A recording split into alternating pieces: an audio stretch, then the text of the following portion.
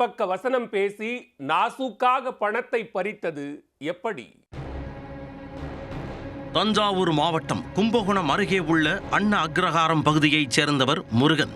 தனியார் நிறுவனம் ஒன்றில் சேல்ஸ் ரெப்ரசன்டேட்டிவாக பணிபுரிந்து வருகிறார்.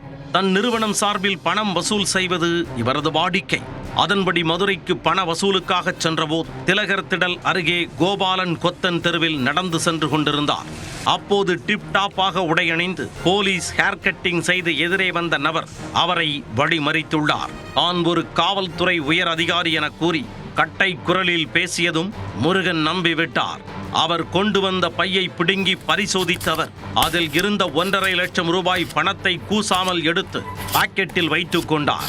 என்னங்க இப்படி பண்றீங்க, பணத்தை ஏன் எடுக்கிறீங்க என கேட்டதற்கு தேர்தல் ஆரம்பித்து பறக்கும் படை, பண பறிமுதல், சட்டம், நீதி என தொடங்கி சிபிஐ, அமலாக்கத்துறை, வருமான வரித்துறை என நீட்டி முழங்கி லென்த்தா ஒரு லெக்சர் கொடுத்திருக்கிறார் அந்த டிப்டாப் மனிதர்.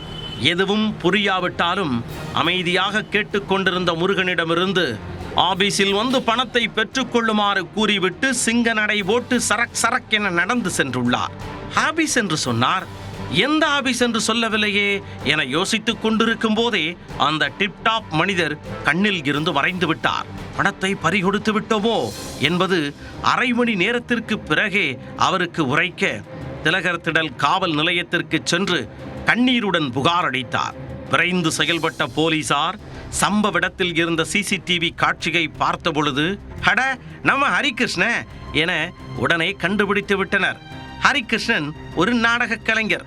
அதில் பெரிதாக வருமானம் கிடைக்காததால் தனது நாடகத்தை மேடையிலிருந்து சாலை பக்கம் திருப்பி விட்டார்.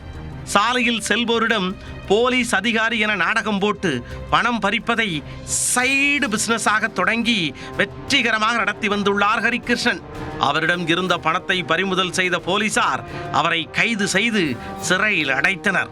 இப்பொழுது சிறைக்குள் இருந்து தனது அடுத்த நாடகத்திற்கான ஒத்திகையை பார்த்து கொண்டிருப்பார் போலும்.